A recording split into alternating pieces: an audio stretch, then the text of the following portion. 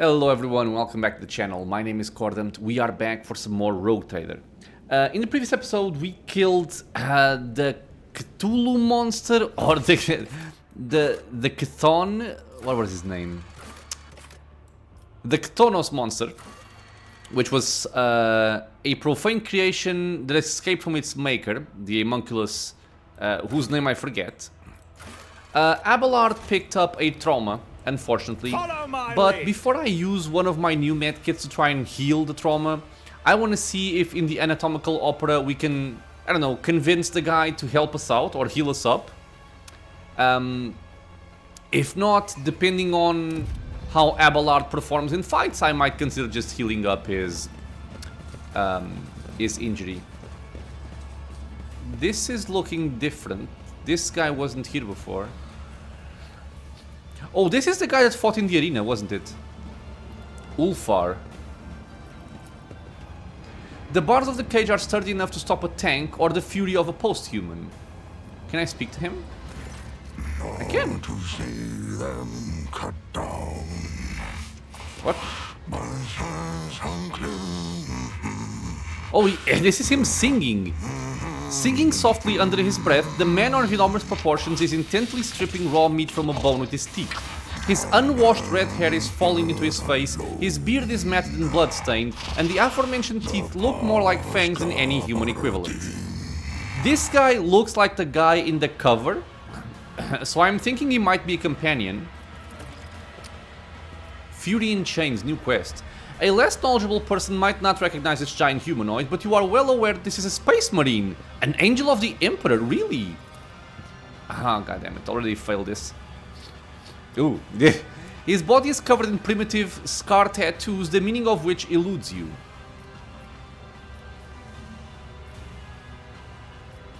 Let's go for this. Kneel before him. Hail, angel of the Emperor.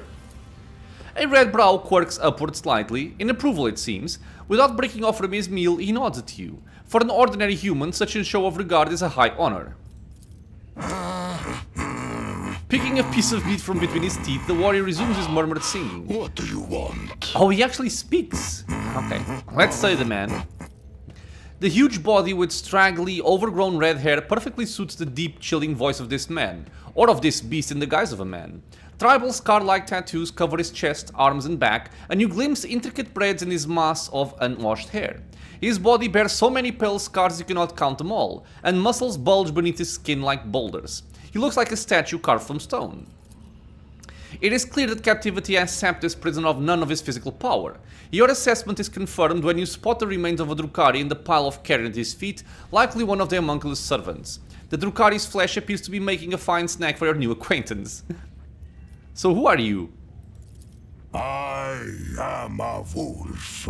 A wolf? Oh. At first glance, the man does not strike you as possessing great intellect. He is clearly more accustomed to mauling and killing than thinking. But you detect a certain shrewdness in his eyes. After looking you over, he says shortly, I am Wolf. So how do you come to be here? My pack answered the Inquisition's call and came to the Coronis Expanse. There was a battle. And then... I'm not sure if he sounds Nordic or if he sounds like Dracula. The young wolves yearning to be meat for their brotherlings. To a feast of bolters they went out roving. Though they were but few, one long fang with them went loping. Not to see them cut down by scythes and clean.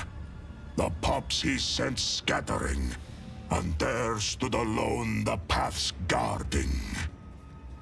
For a foe he long spied, one worthy among unworthy. The song of swords singing, they clashed with clamor and skill, until stood the old wolf upon the bones.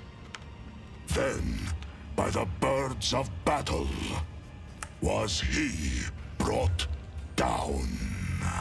The birds of battle.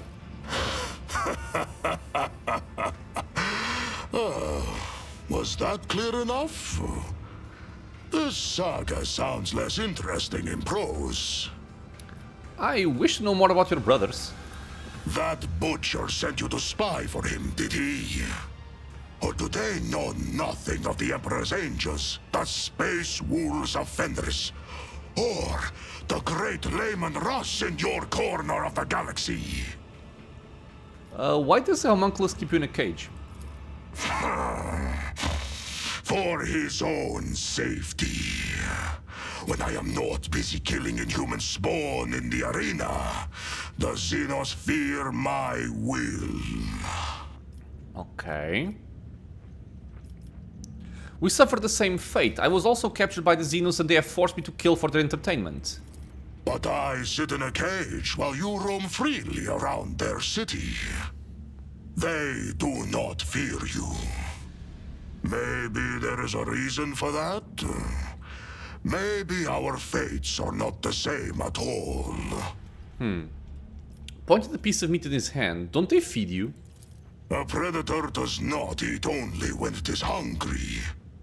There are many reasons to eat.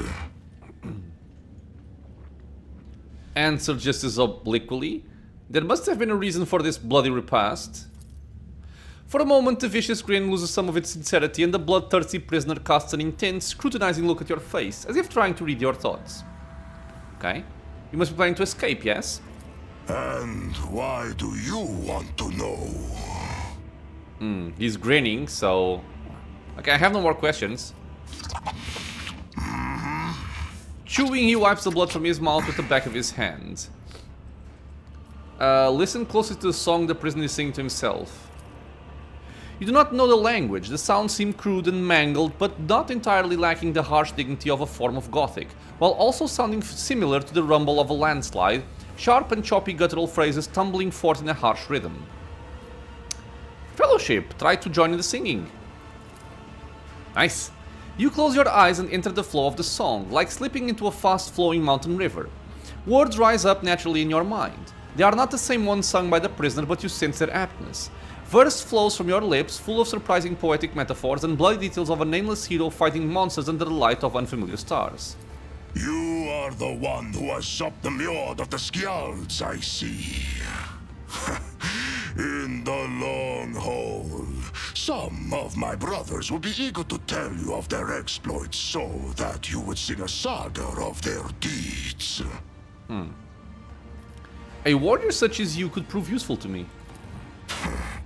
To get what you want, you will have to convince two very headstrong individuals. Me and my captor. That claw-handed Xenos. Okay, let's step away then. I wonder if we can free him somehow. And we also had, like, the quest here. Talk to the bloodstained proselytes. I don't understand what I'm supposed to do here. They have entered the anatomical opera for reasons known to themselves. Tervantias advisor will take a good look at them. Yeah, but where can I see them? I know there's stuff over there, but I can't get weakness. there. Let me just speak to him again. Tell him we killed the other guy. The appendages protruding from the Xenos' back move restlessly, emitting an unnerving screech. Tervantias is completely engrossed in his apparatus and spares you no attention.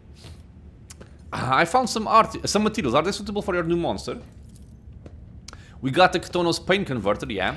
The homunculus digs through the chunks of flesh with the enthusiasm of a hungry vulture. Finally, he snaps. Good materials. Good specimen. Bring me more. We completed it. Okay. Tervantias examines the bloody body parts with lascivious interest, then he rips an organ out of his own chest, adds it to the trophies, and hisses in satisfaction. Oh, that. An interesting composition, an unusual set of starting parameters that can be strengthened by an original mixture of essences. This will be a mighty beast. I will call it the Anguish Protector. You have done well, specimen, and for that you'll be rewarded. So he gave me the Gladiator Mesh Armor. That is actually very good. God damn. 65 armor, 5 deflection, 3 more deflection against melee attacks. Like that? Must allow me to take the Space Marine when you keep in a cage. No. The homunculus snaps curtly and he returns to his work. Noticing that you are still waiting for something, he hisses irritably, still not taking his eyes off the experiment. If you wish to continue wasting my time with your pathetic pleading and whining, specimen, then you know the price. Pay up or get out.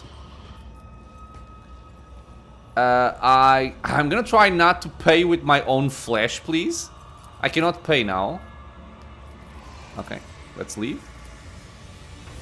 Anguish protected. I wonder how this is gonna come into play. I'll lay claim to the stars. Oh, there's Marazai. There's Abyss. Oh, I can talk to them. From down there, okay. The tall Drukhari, whose body is riddled with painful-looking puncture wounds and dotted with metal rings and clamps, lets out a chuckle as you approach and begins speaking in his own language. Your elucidator hisses to life, translating the words. Look, Carrion, is this the monkey that cost you your place at the Archon side? Marazai's eyes flare with turquoise fire at the sight of you, an immediate, uncontrollable urge to kill. The Drukhari seizes the bloods hanging from his belt and freezes at the shout of metal-studded Xenos. Careful with the meat for the arena, Marazai. If Sinistoria is short on toys for her fighters, you will be punished again. She seems to enjoy pitting you against Chimere. Maybe this time she won't deem it necessary to give you back your skin after you slay them all. Jesus. The motionless Marazai turns his head towards his skin and you notice a thin red stripe on his neck below his ear, like a fresh stitch. Shaking with barely contained rage, the former Drakon stares at you with dark eyes. Okay, so what options? That's a lot of stuff. So you and your rebel are the champions of the local arena. So Marazai was skinned and made to fight like this. Well, that is a balm to my heart. And also the light to my eyes, where something was still stirring a while ago. Snap to shut and dress Marazai. Your kin do not seem overly fond of you. Snap to shut and dress Marazai. I want to talk to you. I just want to get a proper look at you. Immediately address all the Drukhari. Know this, I will kill each and every one of you and not care if you are a champion or not. Okay, let's first start like this. So you and your rabble are the champions of the local arena. Abyss frowns at the sound of the elucidator and turns away from you dismissively, exchanging a few words with the witch standing next to him. The mocking laughter and haughty looks in your direction leave no doubt about the subject of their conversation. So Marazai was skinned and made to fight like this. Okay. Despite the impotent rage on his face, Marazai managed a sarcastic chuckle. Something wriggling in your eye. I see Tervantias has not changed his methods for handling specimens. Okay. So this would mean we're only talking to Marazai and no one else. Your kin do not seem overly fond of you. Marazai cast a contemptuous glance at the Wicks and without hesitation switched low Gothic. This Wick cult scum is not my kin. Half-borns like Abyss belong here in the filth of the chasm. He cuts himself off, his gloves squeaking in protest as he clenches his fists.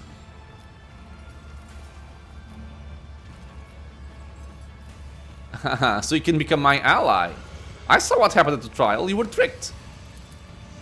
The Drukhari narrows his eyes. Tervantias' creation must have been a low-grade imitation if the mirage not completely overwhelm you. Even if what you say is true, what is it to you? I mean, if you can turn them to our side... This is the truest one, though. You are trapped. I am trapped. We could help each other. You help me, the Drukhari snorts disdainfully. Why would the quarry help the hunter? If you expect me to believe that... You have I believe in mercy. I'm iconoclast, but I won't go this far, I think.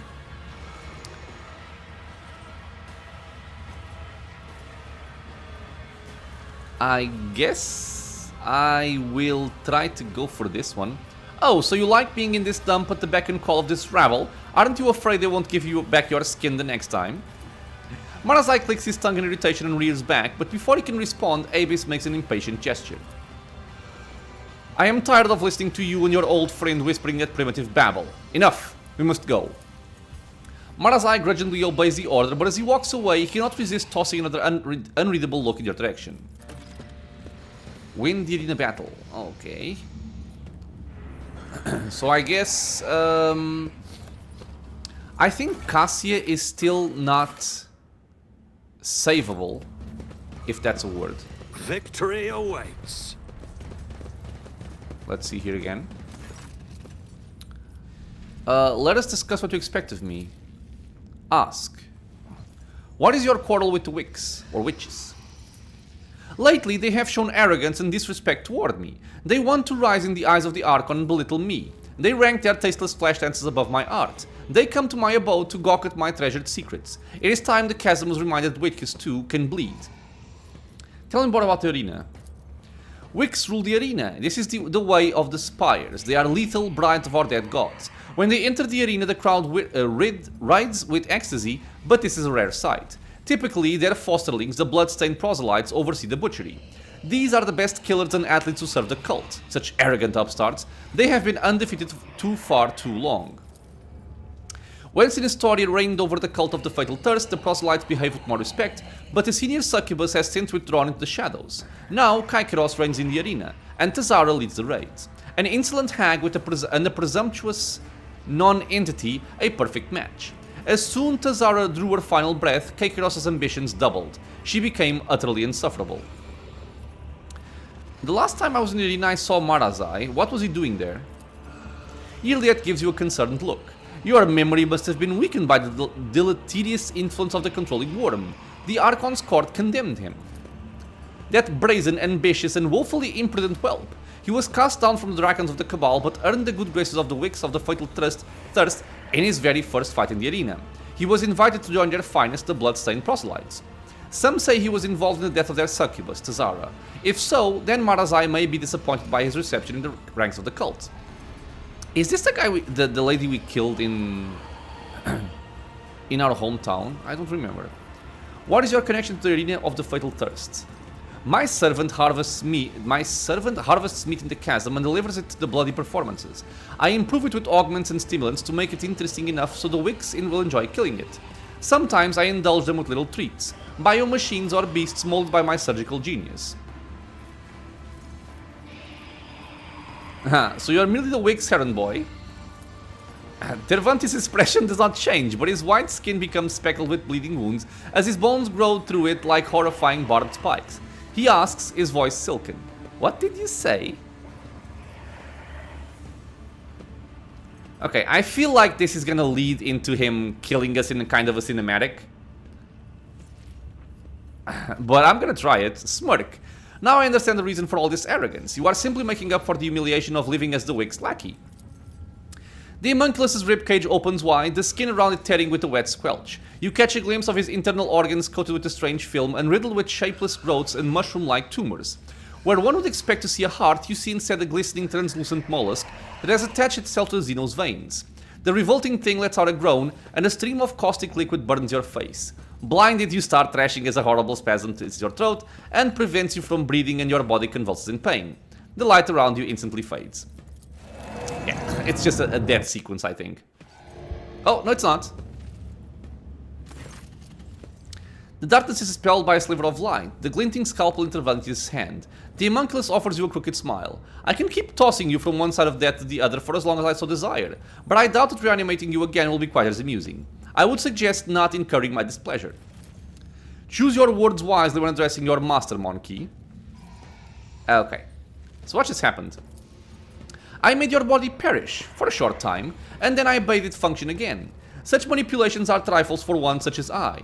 Even if you were to get hacked into pieces, I could bring them back to life. Although I would not waste my time on you. You are not worth the effort. I have learned from my mistakes. Good specimen. Okay. Did we get some kind of debuff for that? It doesn't seem like it. Okay, so, wait. I want to ask about Cassia, I forgot.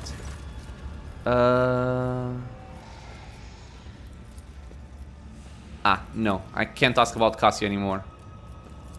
Okay, well, I guess our next objective is to fight in the arena. Win the arena battle. This one I don't understand. The pit, the den of the shriekers, where the rotator should go if he wants to get even, and also to equip himself with decent gear from Alice's stores. I guess I can go there and check. And Fury in Chains. One of the Emperor's angels, a mighty spaceman, is being held captive by the homunculus. Convincing him to join the squad would be a wise decision. Alright. Did something change with this conversation? I don't think so, but... Yep, no. So let's check out the pit. See if there's something new there.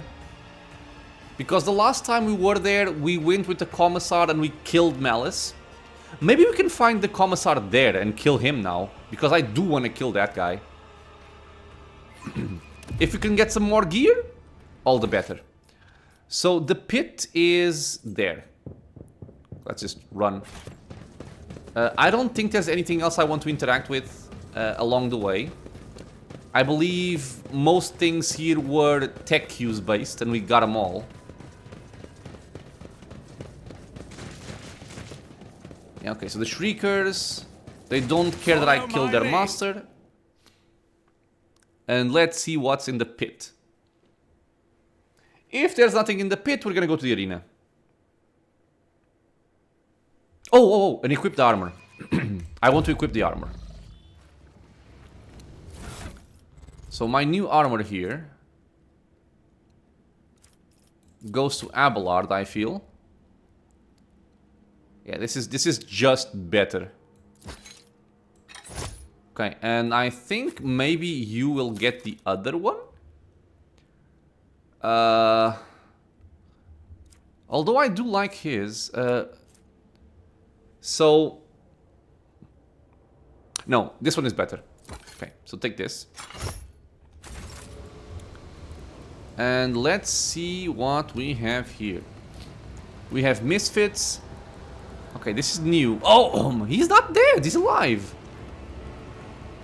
Oh, in PD. Why is Pascal over? Why am I alone? Is this like my new base of operations or something? Because Pascal is right there. Let me quick save this. Oh, can I rest here? That would be cool. May these instructions protect the machine spirits that serve me from the blasphemies of corrupted technology. This is like our new hub, maybe? Pascal is deeply focused on drawing protective runes with sacred unguents on the metal surface of his mechadendrites. How are you feeling after all the punishment your body has taken? Functional parameters restored to suboptimal levels. In token of mourning for the loss of true flesh, the pain receptor blocking systems have been disabled. Algetic stimulation engaged in integral catharsis mode. Do you ever regret turning down the opportunity to comprehend xenotech through your own flesh and blood? This statement is false. The adjacency of xeno-augmetics to the sacred metal of the machine god and their interaction with it resulted in algorithmic paradoxes and the blasphemous consequences thereof. The Omnissiah purifies and protects.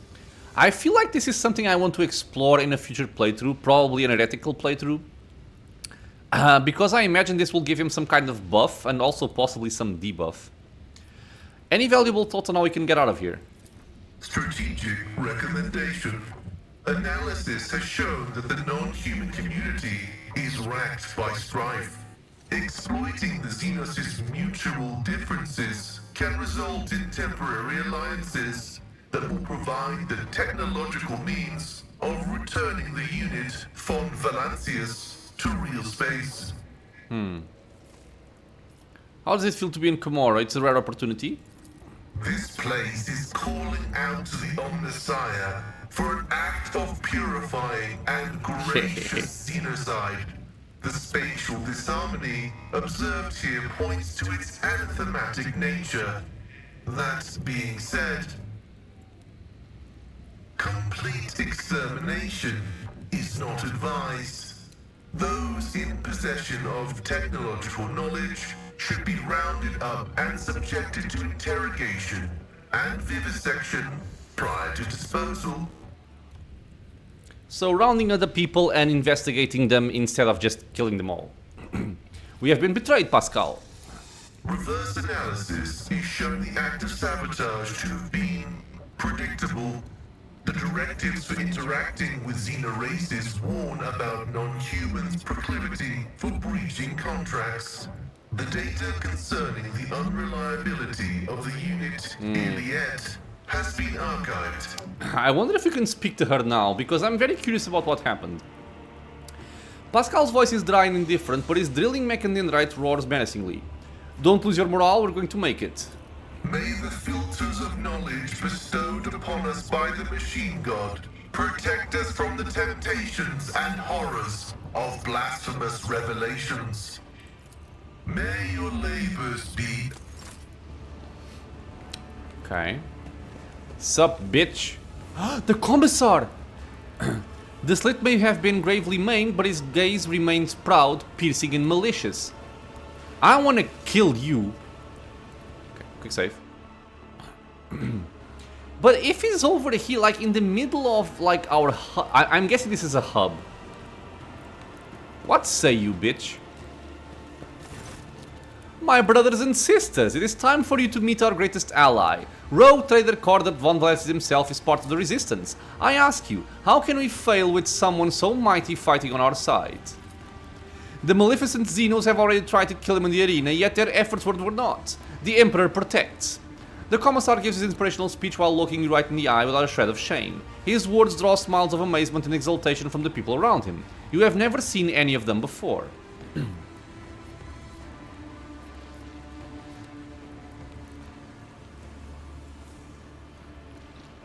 Not the fighters. What do you think those people will do to you if I tell them what your true business is?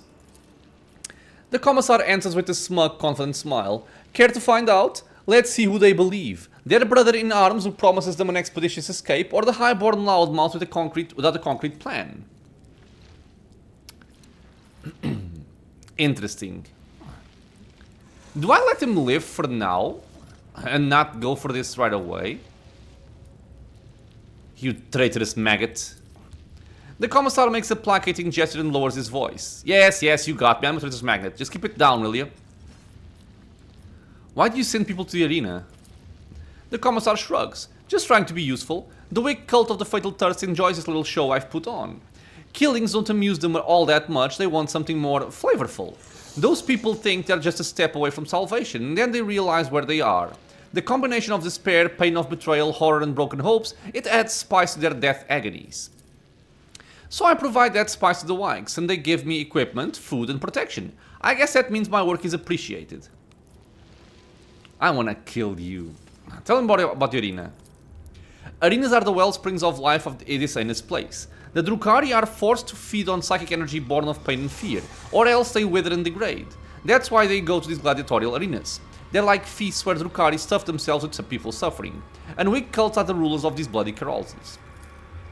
The chasm is a turf of the cult of the Final Thirst, which is led by three succubi, Tazara, Kaikeros, and Sinistoria. Kaikeros is typically the one in charge of the arena fights, while Tazara goes on raids to harvest new fighters. But it's no secret that Sinistoria is the most fearsome and powerful of the three. She's the one who forged the alliance between the cult and the Reaving Tempest, though for some reason she has been avoiding the spotlight lately. How did you manage to work out a deal with the Wicks? I happened to find myself in the arena, and I did whatever I could to survive, which entertained the audience quite a bit. One of the Wicks, Tazara, took a notice of me. She found me and said that I could serve them either with my brains and charisma or with my blood and guts. Except Tazara seems to have forgotten all about me. You dealt with Tazara during the defense of the capital world of... Yeah, I knew it. Okay, I felt like this was the case. We killed her. Would Malice have dared to make a move if she hadn't? She must have grown bored. Sooner or later they become bored of everything. But I'm trying my best to win back her favor. I already have a few ideas for new little stage plays. I want to ask other things before I go for this. What did Malice do to cross you? I want the truth. He robbed me of what was mine. When that scaled freak realized I'd been left without a patron, he brought his gang to my den, this den, and took it away, and my arena portal with it. Then he went on grazing on my pastures and snatching new rivals who were supposed to be mine. Are you even a real commissar? He laughs, looking pleased. Of course not. I can tell you from experience that they beat all the brains and imagination out of commissars during training. I was a nobody from a penal legion of the Astra Militarum. But I did beat a commissar to death with a spade and take his uniform. Does that make me something of a commissar in your eyes? He chuckles in amusement. What do you intend to do now? I'll keep supplying meat for the arena. Without Malice around, all human captives will be mine to collect, and I'll have plenty of material to delight our precious hosts with. Tazara is dead. I killed her. Damn it. I'll miss her patronage, though the same can't be said of her high-handed manner and her habit of using sharp objects to bring fun to any conversation. Well, I'll just have to win over a new patroness. The Commissar smiled nonchalantly. I believe you have a problem. I survived. Is that a problem? You're not going to, I don't know, kill me, are you? That would be most unwise. Malice used to be the one who could get you things to survive, but now I've taken over. If you kill me, who will supply you with good weapons, stimulants, and armor? Ah. How about a deal? You take part in my show and I give you access to the stores of the Resistance. You just keep your mouth shut and your finger off the trigger. Huh.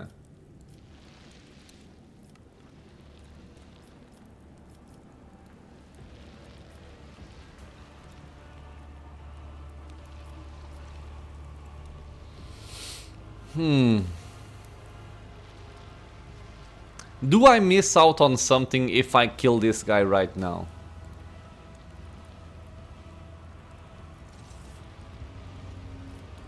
I want to start with this. I want to see if he sells me something.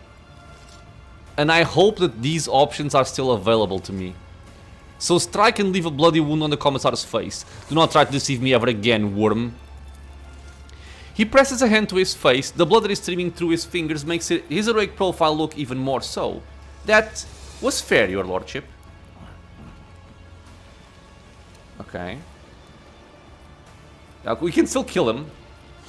Not at Malice, was it not our intention to kill him? The Viper is surprisingly hard to kill. He's chock full of life support augmetics. I figured the new pet would be a nice bonus to claiming victory and having the Dan back. Besides, new recruits need a target to practice at aim on, right? Malice looks horribly maimed. One of his arms has almost been ripped off and is now hanging by sinew alone. His acidic voice, however, is the same as before, and so is the bloodthirsty gleam in his eyes. Just their aim? What about their close combat skills? Let me out, make me suffer. Pit me against 3 of yours, 5 of yours, unarmed. Good entertainment for your people, is it not?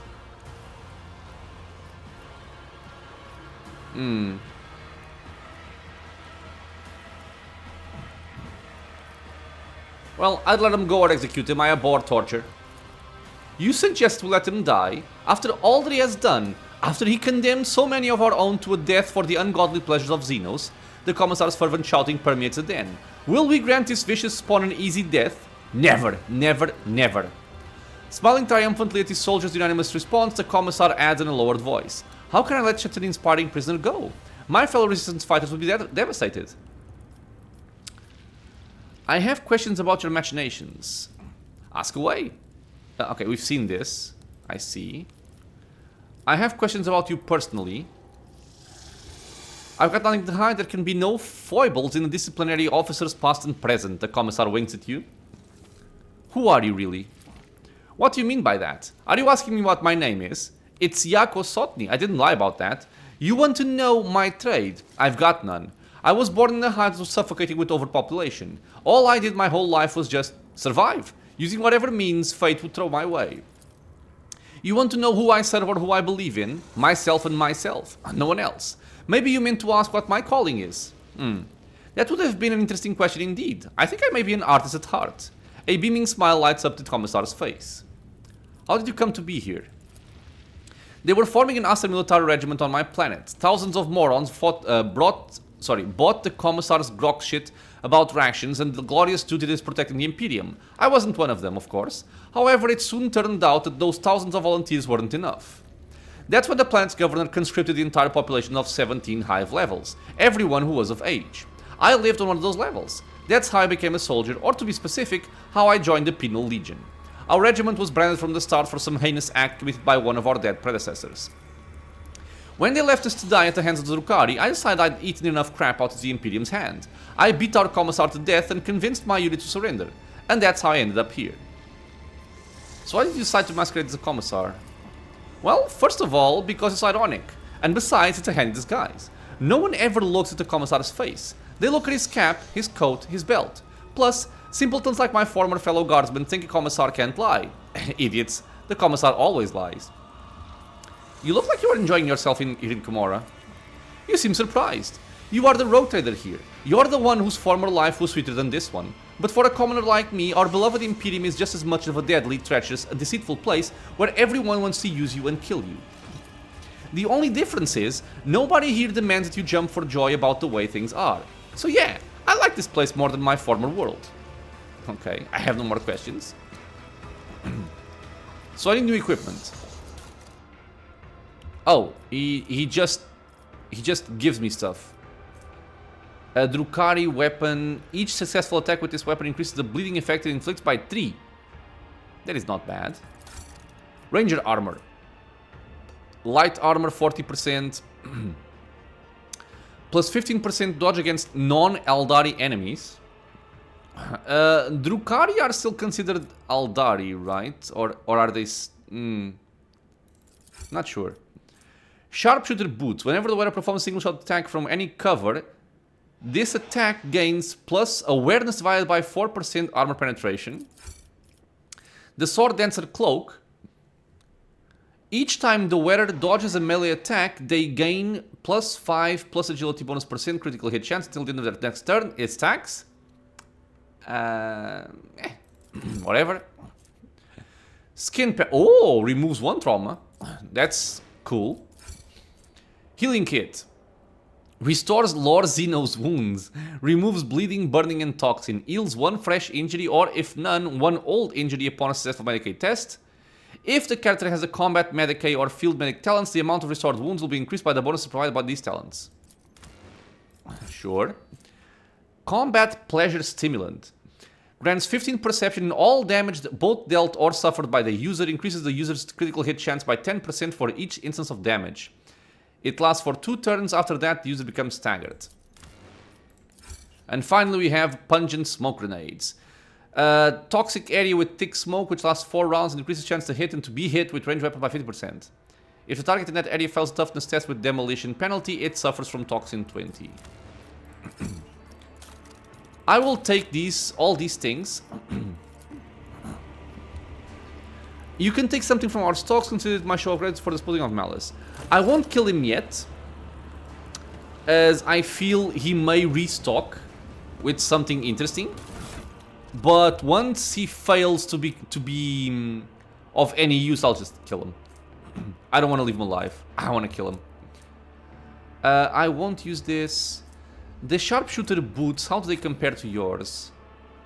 Defensive boots. If the wearer does not spend MP during their turn, they double their cover efficiency in half cover until the end of the wearer's next turn. Her awareness is 90. I'll swap. Right, so we've talked to the Commissar, we've talked to Pascal. I imagine my other people will be here as well.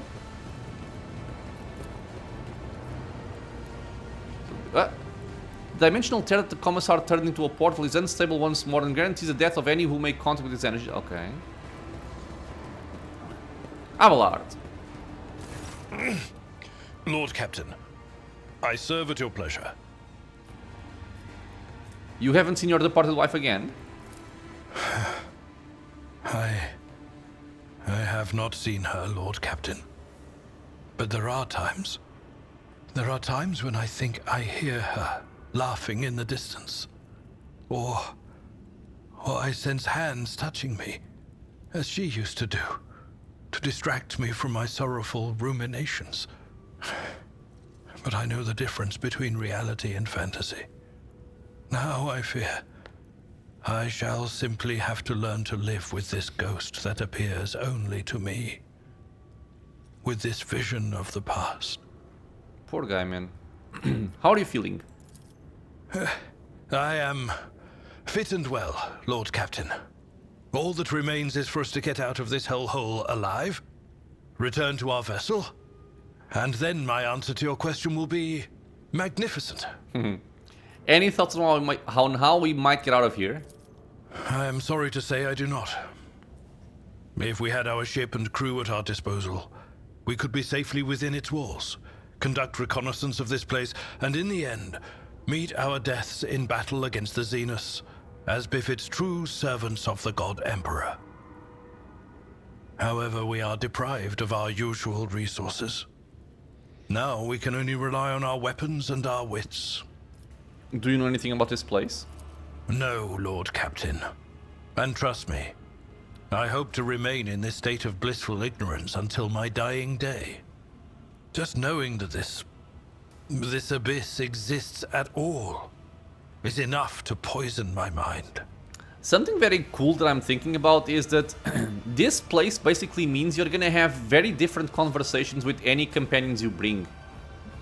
So if I hadn't brought Abelard, then I would have brought, for example, Jay or Argenta or something like that. We would have completely different or completely fresh and new interactions with them. It is possible.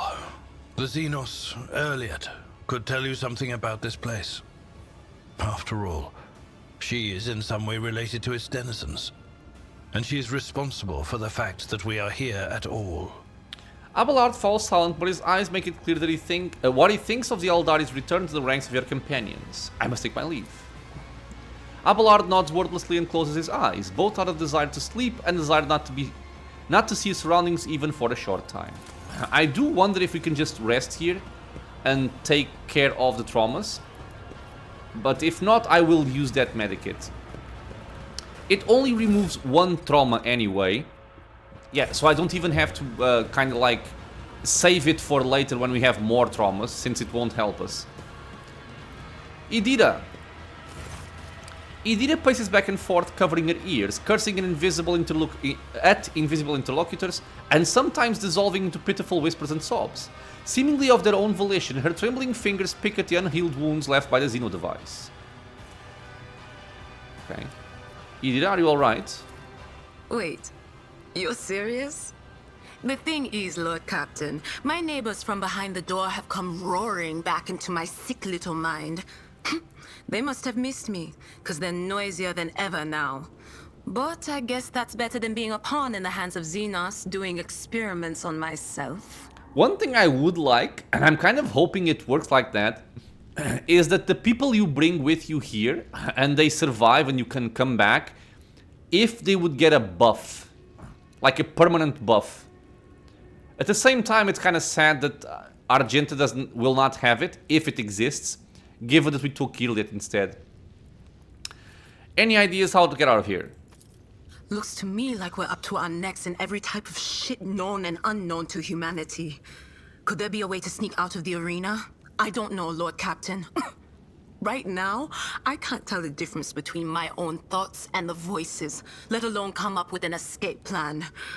But of course, it's possible the whispers will give us a nudge in the right direction. Okay, and what are your friends saying, behind the door saying? Anything useful?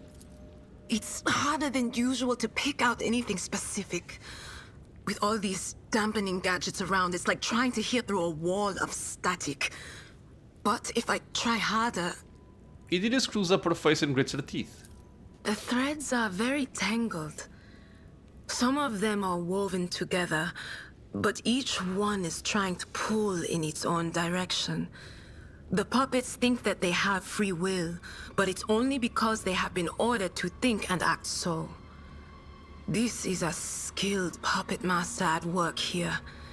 His dark hand is far away, but that only makes it more terrifying.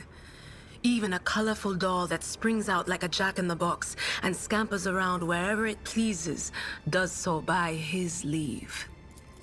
You must listen well to the strange melody and step in time with it.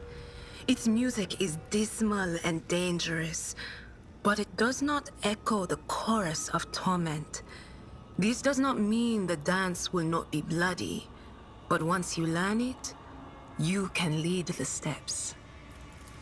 Little time is left to gulp down the bloody dust. The twisted mirror with no reflection beckons you into its labyrinth and offers hope in a moment when death is inevitable. I can't make out. Damn it! It's a lost cause, Lord Captain. Okay, I must go, stay strong. She nods, lets out an unintelligible sound, and once again claps her hands over her ears. Okay, so time to try and understand what happened here by talking to Iliad. I'm very curious as to what she has to say about this. You came back from the dark, Elentark? Unharmed. Although Irliet's sharp features remained the same, the deep shadows around her eyes and her listless gaze gave her the appearance of a living corpse. The Aldari looks withered, haunted, despondent. But when you approach, the relentlessness in her eyes is replaced with a faint glimmer of hope. I want to know why you did it. Everything from beginning to end. I tried to learn to trust you, Elentark. Whatever your motives, you did not turn away from me. And you helped me search for my kin. Yeah, I did. But despair ate at me from within. The human journeys through the realm of She Who Thirsts left my soul drained. And our attempts to save the children of Kruderak crumbled to nothing in the unending coldness of the dark cosmos. And even when I beheld a piece of Kruderak in your chambers, I wanted to believe you had nothing to do with it. I wanted to, but I succumbed to emotion, to fear, to hopelessness, to grief. I was afraid that Silent Thrash would find me before I found the truth. Which is why I tried to find my dark cousin on the day he attacked Argonis. I used the commotion to slip away unnoticed and wandered the streets like a shadow in search of its owner. My efforts were futile. I returned to the palace in confusion. I waited for my fresh wounds to stop aching and for the watchfulness of the surrounding monkey to fade like the mist on an autumn morning. But still, I had my doubts. Perhaps, I thought, I should discuss it openly with you. That monkey Achilles. There was something wrong about him. He kept disappearing at night. So one day, I followed him.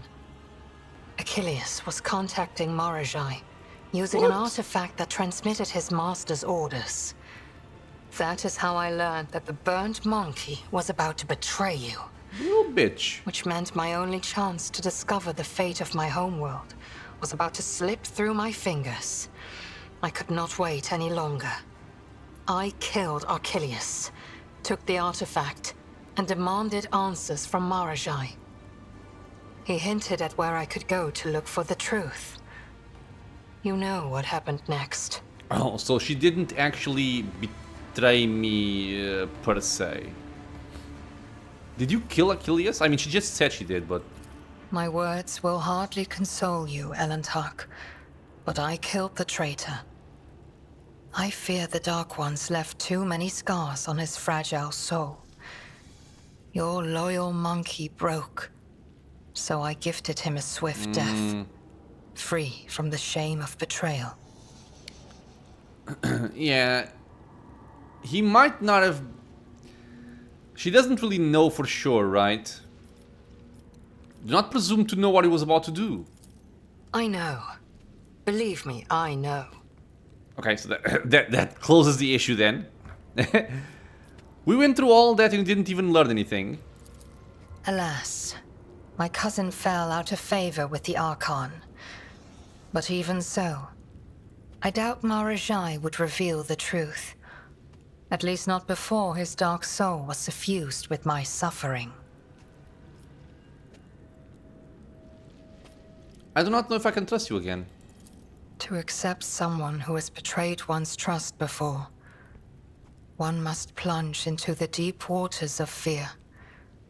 One must walk the paths of doubt and extinguish the raging fire of resentment.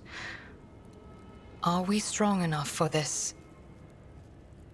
Well, you made the first step toward me, Elentark. I will reciprocate by making the second. Okay. I will give you a chance. How are you? My body has already healed. The wounds of the soul will heal one day too. For suffering is a part of our life, not unlike love and fear and the desire to learn. The paths help the children of Asurion to endure any spiritual upheaval. And you, Elentark, did not allow me to stray from mine. For this, I am grateful. And yet, neither rest nor healing salves, or even our reconciliation, can soothe the savage turmoil in my soul, Elantak. Kruderak is lost, and the bud of truth never opened before me. What happened to my kinsmen? What happened to my world? And why did the Dark Cousin tell me less than he knew? Because he's a little bitch, and he's a liar, and you were very gullible. There is a roiling darkness in Iliad's emerald eyes that seems to search the very bottom of your soul. What happened to you after the trial? I was meant to share your fate, Elantak, and vanish in the Dark City's rotting underbelly. But the Fleshmaster gave a different order. His twisted mind was beset by a question. Could a child of Asurion be saved from the gaze of she who thirsts with intense re-education? By replacing the influence of my spirit stone with the heady tang of pain that nourishes the followers of the dark ways? I donned the executioner's mantle. They allowed me to keep my spirit stone in exchange for the suffering of others. I survived, prayed for Asurion's mercy, and hoped to escape before the stone cracked under the torrent of pain and terror assaulting my soul. Before the experiment was complete. What do you know about this place? Camorra. This city grinds down the will of the strong and torments any who get tangled in its dark web. The fools are the first to die, and the shrewd perish regardless. I have never been here before, but few children of Asurion manage to escape the Dark City without surrendering a part of their soul. So what is it that you wish to know? Okay, so who rules Dark City? So we know it's like the three succubi. An ancient and powerful no. Drukhari named Asdrubael Vecht, the supreme overlord of the Cabal of the Black Heart, who reigns over all of the Drukhari with an iron fist. My dark kin consider him to be a living god. Much like your emperor on the Golden Throne, Vecht sits upon a throne of darkness and suffering that keeps Camorra's disparate clans from disintegrating. I would not want to meet him if I were you, Elantak. What about cities other than Camorra? There are no other cities, Elantak. The Dark City has no bounds. It is a tangle of countless nightmare domains subject to a single ruler. An endless amalgamation of ever-changing and immutable dimensions. You cannot grasp its tenebrous grandeur, for even my life will not be long enough to visit all corners of the Dark City and the realms that border it. But it hardly matters where you go, for death lurks on every corner. What a very interesting lore about this Dark City. Do you know how we can get out of here? The Dark City is pierced by millions of spires, and a webway gate may be hidden in any of them. It is the only way out of this place, and an impassable obstacle to any who do not know how to operate it. I know, and will help you should you so desire. Yes. I have other questions. But do I have the answers that you seek? I guess not. Gather your strength, there are more trials yet to come. Elantak, I promised that I would no longer hide my worries behind an icy wall of pride and doubt. And so I want to explain myself. But are you willing to hear me out? I have been waiting for an explanation from you. Not here.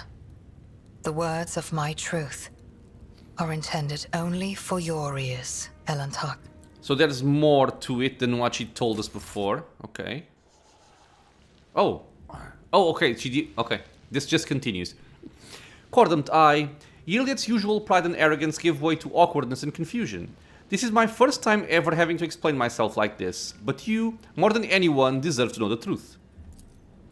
I understand how unworthy I am in your eyes. This may sound like a ridiculous excuse, but I did not want to betray you, Cordant. I only wished to learn the truth about Kruderak's demise and find my kin. And when I saw the shard of my world in your dwelling, that trophy mounted on the wall, I was beside myself with fear and rage. And when my dark cousin whispered in my ear that he knew the answers to my questions, I made a mistake. I trusted my kin, and, fearing that you might refuse me if you knew where I had been getting my orders from, I simply asked you to direct your ship to the particular system.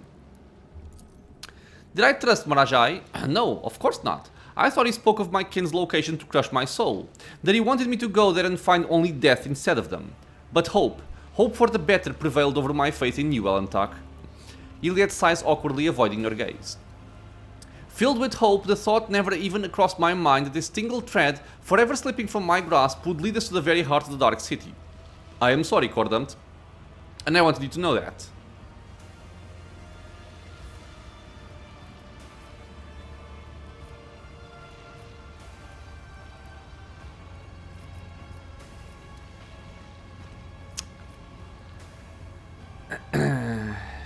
I already told you that I know nothing about the shard. That trophy belonged to Theodora, my predecessor. So you are not the one to blame for the destruction of Kruderak, but your blood is. Iliad purses her thin lips. No, I will not condemn you and your blood. No more. My accusations have already cost us too much. Your faith in me, did I hear that right? Iliad looks you straight in the eye. The time I spent with you, our conversations, the glow of your soul that only I can see. Yes, faith. With you, I... She stammers at a loss for words.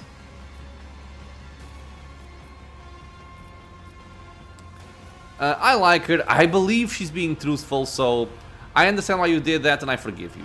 We are iconoclast after all.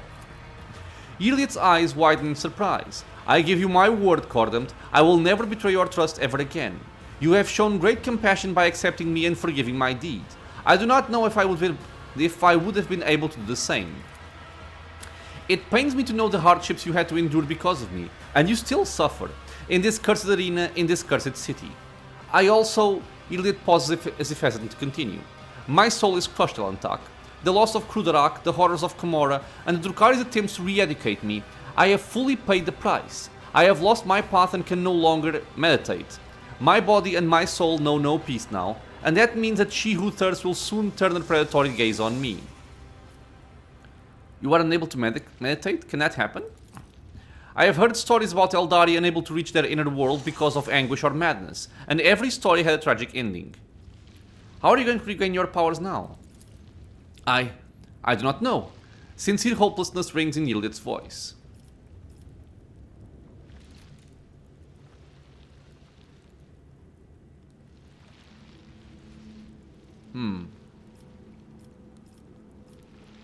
Let's try this one. I wish I could embrace you and give you comfort, but you cannot bear human touch. Iliad shudders and ponders your words for a long while as she battles silently with herself. But then she shakes her head. No, I cannot bear it, Alantak, but the fact that you remember this and respect my feelings means a great deal to me.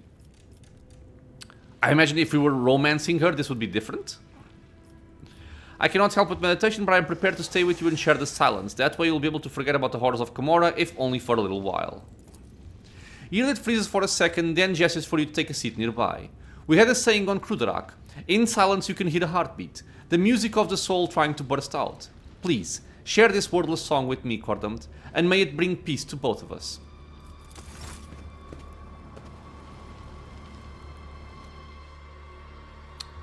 Okay.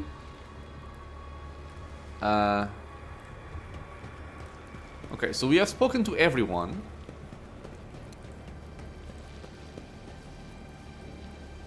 The slit may have been great. Okay, yeah.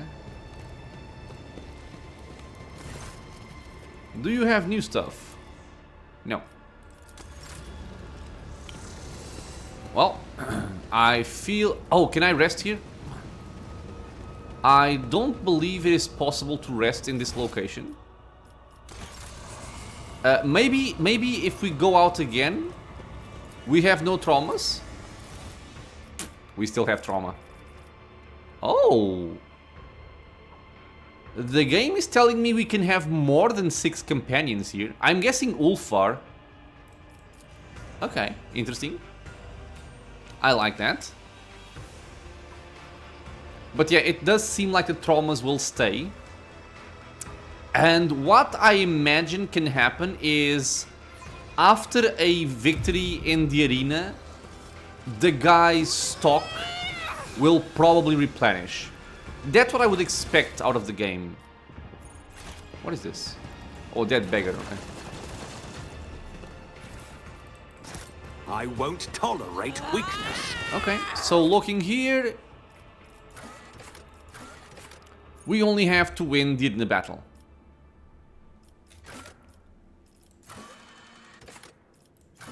Okay, so we are gonna place ourselves in front of the...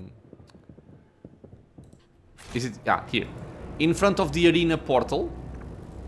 And I think that's where I will end this episode. And hopefully in the next one we can actually find Cassia, because I do want Cassia with me. So yeah, this will be it for this episode, my friends. As always, I want to thank you all for being here with me in the channel, watching some Rogue Trader. If you have any questions, suggestions, anything like that, leave a comment below. If you are enjoying the content, consider subscribing for many more videos coming out soon. It is also a free and easy way to support the channel.